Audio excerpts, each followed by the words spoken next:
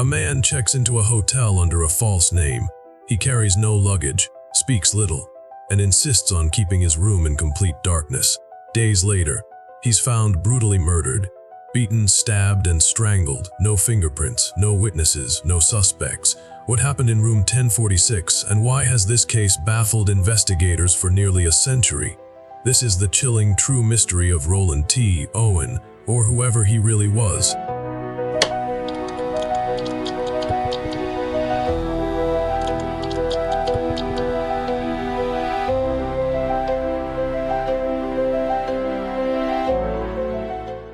It was a cold, gray afternoon on January 2nd, 1935, when the man arrived at the President Hotel in Kansas City, Missouri.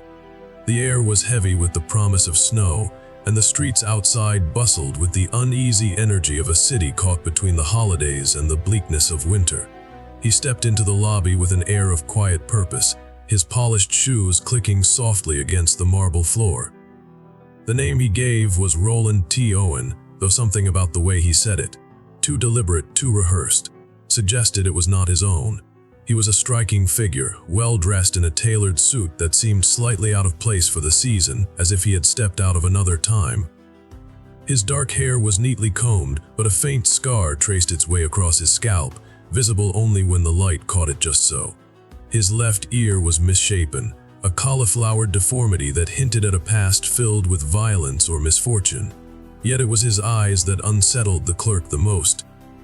Dark, hollow, and unnervingly still, like the surface of a frozen lake. Roland carried no luggage, save for a small leather pouch that held only a comb, a toothbrush, and a single hairbrush. The clerk raised an eyebrow at this, but Roland offered no explanation.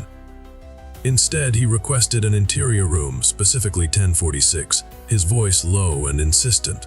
When the clerk handed him the key, Roland's hand trembled slightly, though his expression remained impassive. Room 1046 was a small, windowless space, its walls pressing in like a tomb.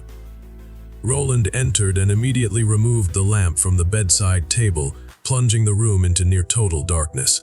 He stood there for a moment, listening to the silence as if waiting for something, or someone to emerge from the shadows. Outside, the wind howled, and the faint sound of footsteps echoed down the hallway, though no one ever passed by. The air grew colder, heavier, as if the room itself were holding its breath. Roland T. Owen had arrived, and with him something unspeakable had begun.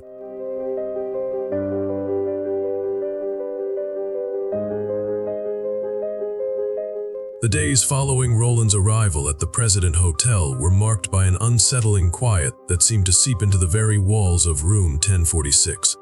The housekeeping staff, particularly a maid named Mary Soptic, were the first to notice the peculiarities of the guest in the interior room. Mary, a seasoned employee with years of service, had seen her share of odd behavior, but nothing quite like this. Each time she knocked on the door to clean, Roland would answer only after a long pause, his face pale and drawn, his eyes darting nervously behind her as if expecting someone, or something, to be there. The room was always pitch black, the lamp removed, the curtains drawn tightly over non-existent windows. Roland insisted she leave the cleaning supplies at the door, refusing to let her enter. Once, when she managed to catch a glimpse inside, she saw him sitting perfectly still on the edge of the bed, staring at the wall as if in a trance. Mary also recalled hearing him on the telephone, his voice low and urgent, though the room had no phone. She strained to listen, catching fragments of his one-sided conversation.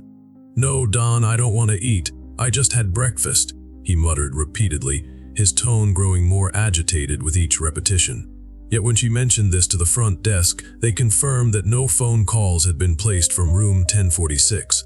The realization sent a chill down her spine. Other guests on the fourth floor began to notice strange occurrences as well.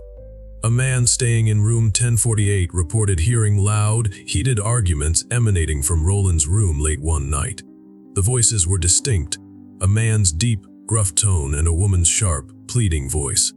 The argument escalated, punctuated by the sound of furniture scraping against the floor and what could only be described as a scuffle. The guest hesitated to intervene, but the noise grew so intense that he finally opened his door to investigate. Just as he did, The voices fell silent, replaced by an eerie stillness that seemed to stretch on forever. Moments later, he heard a man's voice, cold and commanding, utter the words, "Turn out the lights." The hallway remained empty, the door to room 1046 firmly closed. The following morning, another guest reported seeing a woman in a dark coat leaving Roland's room in the early hours. She moved quickly, her face obscured by a wide-brimmed hat, and disappeared down the stairwell before anyone could approach her.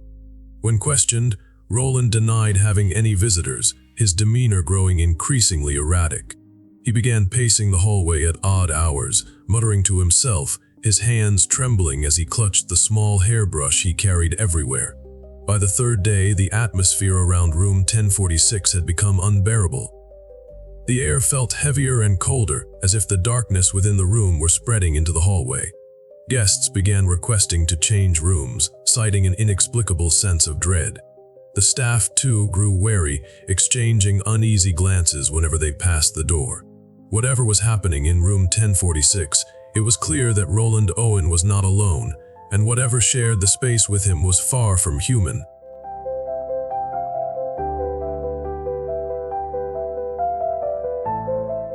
On the morning of January 4, 1935, the President Hotel awoke to a stillness that felt unnatural, as if the building itself were holding its breath. At 7 a.m., a bellboy was sent to check on Roland in room 1046 after guests complained of a faint metallic smell seeping into the hallway. The bellboy, a young man named Henry, approached the door with trepidation, his knuckles rapping lightly against the wood. There was no response. He knocked again, louder this time, and called out Roland's name. Silence. The door was locked from the inside, but when Henry pressed his ear against it, he thought he heard a faint, wet gurgling sound, like someone struggling to breathe. With the help of the hotel manager, the door was finally forced open. The scene that greeted them was one of unimaginable horror. The room was a nightmare painted in blood. Crimson streaks splattered the walls, pooling on the floor and soaking into the bed sheets. The air was thick with the coppery stench of blood and something else, something sour and primal, like fear made tangible. In the center of the chaos lay Roland, clothless and battered, his body a canvas of brutality. His face was swollen and unrecognizable, his torso riddled with deep stab wounds that oozed dark, viscous blood. Bruises mottled his skin, and the marks around his neck suggested he had been strangled. Yet against all odds, he was still alive. Roland's chest rose and fell in shallow, labored breaths, his eyes half open but unfocused. Blood bubbled from his lips as he tried to speak, his voice a rasping whisper. The telephone cord had been ripped from the wall, its frayed end dangling. The hairbrush he had carried so meticulously lay on the floor, its bristles matted with blood. The room was a tableau of violence, but what struck Henry most was the absence of any sign of forced entry or escape. The door had been locked from the inside, the windows non-existent. Whatever had happened here, it defied explanation. Kneeling beside Roland, the manager asked the question that hung heavy in the air. "Who did this to you?" Roland's eyes flickered, his lips trembling as he struggled to form words. When he finally spoke, his voice was barely audible, a ghost of sound that sent chills down Henry's spine. "Nobody did it," Roland muttered, his gaze fixed on some unseen point in the distance. The words hung in the air, heavy with implication. Nobody did it. But the room told a different story, a story of struggle, of terror, of a violence so intense it seemed to have erupted from within the very walls. As the police were called and the hotel descended into chaos, Roland was rushed to the hospital, his life hanging by a thread. The investigators who arrived at room 1046 found no fingerprints other than his own, no evidence of another person's presence. The blood on the walls seemed to tell a story, but its language was incomprehensible, a riddle written in violence. And as the hours passed, the whispers among the staff grew louder. They spoke of the darkness Roland had insisted on keeping, of the voices heard arguing in the night, of the woman in the dark coat who had vanished without a trace. But most of all, they spoke of Roland's words, uttered in his final moments of lucidity. "Nobody did it." The phrase echoed through the halls of the President Hotel, a haunting refrain that left more questions than answers. Whatever had happened in room 1046, It was clear that the truth was far more sinister than anyone dared to imagine.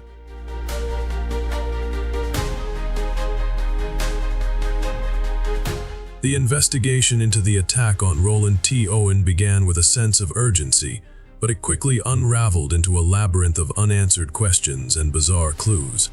The police combed through room 1046, searching for anything that might explain the gruesome scene, but the more they looked, the less sense it made. The first baffling detail was the absence of robbery. Despite the brutality of the attack, nothing had been taken. Roland's meager belongings, the comb, toothbrush, and hairbrush, remained untouched, as if the violence had been personal, even ritualistic. Yet there was no evidence to suggest Roland had any enemies or connections in Kansas City. In fact, it soon became clear that Roland Owen was not even his real name. The name was a fabrication, a mask with no face behind it. No records existed of a Roland Owen matching his description, and no one in the city could identify him. He had appeared out of nowhere, a ghost in a tailored suit, and now he lay dying, his true identity as much a mystery as the attack itself. The police interviewed every guest and staff member, but no one could provide any meaningful information. Even the maid, Mary Soptic, who had witnessed Roland's strange behavior, could only recount his odd habits and cryptic phone conversations. The man was an enigma, a shadow that had briefly taken form before being consumed by darkness. Then there was the matter of the room itself. Despite the blood-soaked chaos, the crime scene was eerily devoid of usable evidence. No fingerprints were found, not Roland's, not anyone else's. It was as if the room had been meticulously wiped clean, though no one could explain how or when. The telephone cord, ripped from the wall, bore no traces of struggle, and the hairbrush, though bloodied, offered no clues. The investigators were left with nothing but the haunting image of Roland's broken body and his cryptic final words. Nobody did it. As the days passed, the case took an even stranger turn. A local funeral home received a phone call from a woman whose voice was calm but devoid of emotion. She instructed them to prepare a grave for Roland Owen at Memorial Park Cemetery, offering no name or explanation beyond a single chilling sentence. "I want him buried in Memorial Park Cemetery. He had his fair share of trouble." The call was untraceable, and the woman never identified herself. She paid in cash, delivered anonymously, and vanished as quickly as she had appeared. The funeral home, uneasy but obligated to fulfill the request, prepared the grave as instructed. It was a quiet, unmarked plot, a resting place for a man who had lived and died as a mystery. The police tried to trace the woman, but she was a ghost, slipping through their fingers like smoke. Her words lingered, though, echoing in the minds of those who heard them. He had his fair share of trouble. What trouble, and who was she? A lover, an accomplice, or something far more sinister? The questions multiplied, but the answers remained elusive. The investigation stalled, the case growing colder with each passing day. Roland Owen was buried in Memorial Park Cemetery, his grave a silent testament to a life and a death shrouded in darkness. And as the dirt settled over his coffin, the whispers began. Whispers of a man who had brought his doom with him, of a room that had swallowed him whole, and of a truth too terrible to ever be uncovered.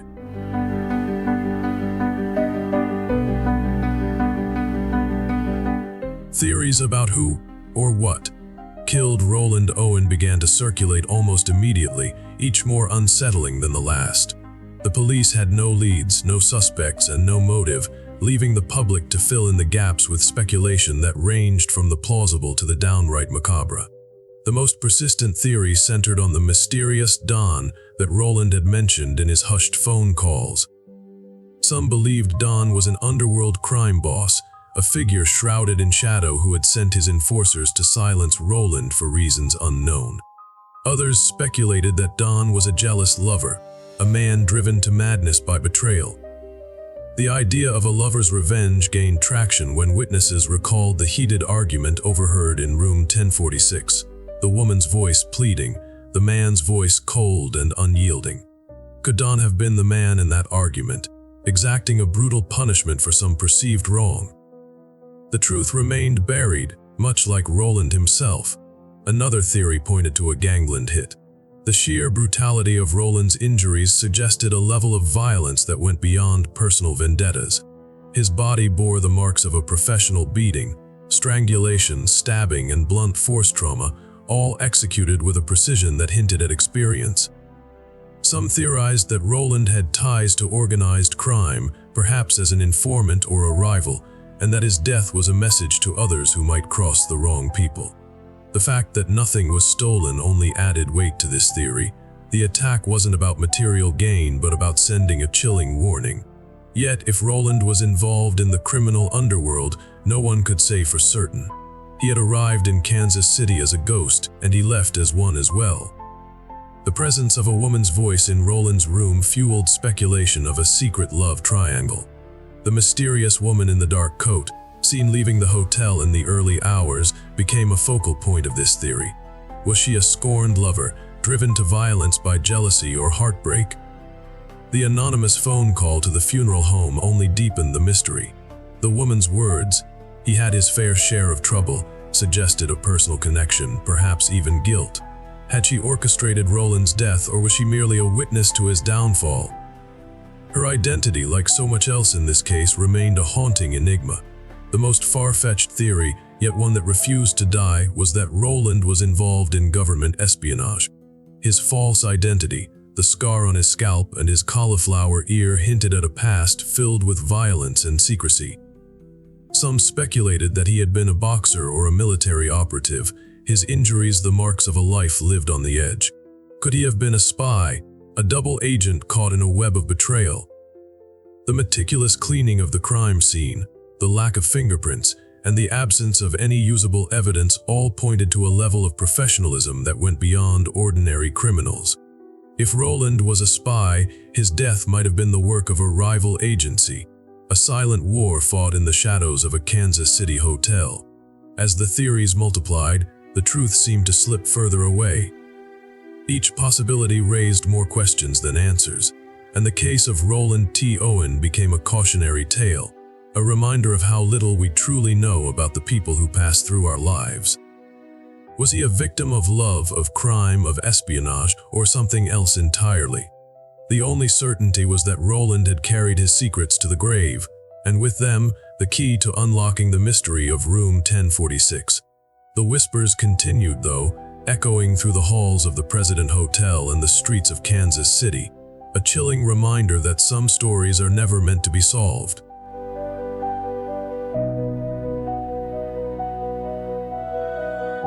Years after the grisly events at the President Hotel, a chilling twist emerged that deepened the mystery of Roland T. Owen. In the 1950s, a family browsing through old newspapers stumbled upon a photograph of Roland and froze in recognition. They claimed he was not Roland Owen at all, but Artemis Ogletree, a man who had vanished without a trace in the early 1930s. The resemblance was uncanny, and the family's certainty sent shockwaves through those still haunted by the case. But if this was true, it only raised more questions. Why had Ogletree checked into the hotel under a false name? What or who was he running from?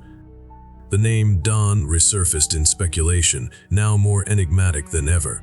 Was Don a pursuer, a rival, or someone from Ogletree's past who had finally caught up to him? The phone calls, the argument, the violence, all of it pointed to a personal vendetta, but the details remained frustratingly out of reach. Whoever Don was, he had left no trace, no fingerprints, no trail to follow. He was a phantom, as elusive as the truth itself. Even more perplexing was the length someone had gone to erase Ogletree's identity, even in death. The anonymous woman who paid for his grave, the lack of fingerprints, the meticulously cleaned crime scene, it all suggested a calculated effort to bury not just a man, but his story. What had Ogletree known or done that made him a target? Was his death a punishment, a warning, or something far more sinister? The answers, if they existed at all, were buried with him in that unmarked grave at Memorial Park Cemetery. The case of Roland Owen, or Artemis Ogletree, remained a chilling reminder that some mysteries are never meant to be solved, their truths lost to the shadows of time. Nearly 90 years later, the murder of Roland T. Owen, or Artemis Ogletree, remains one of Kansas City's most haunting unsolved mysteries. No suspect was ever arrested, no motive ever confirmed. The identity of the woman who paid for his burial, her voice calm and devoid of emotion, is still unknown, her connection to Roland lost to time. Was this the tragic end of a love affair gone wrong? A cold-blooded mafia hit, or something far more sinister, something that defies explanation? The questions linger, unanswered and unsettling. Room 1046, the site of the gruesome crime, no longer exists. The room has since been renumbered, its dark history erased from the hotel's records. But the mystery persists, a shadow that clings to the President Hotel and those who dare to dig deeper. It is a story of violence, secrets, and a man who vanished twice, first in life, then in death. And as the years pass, the whispers grow quieter, but they never truly fade. Some mysteries are not meant to be solved, they are meant to haunt.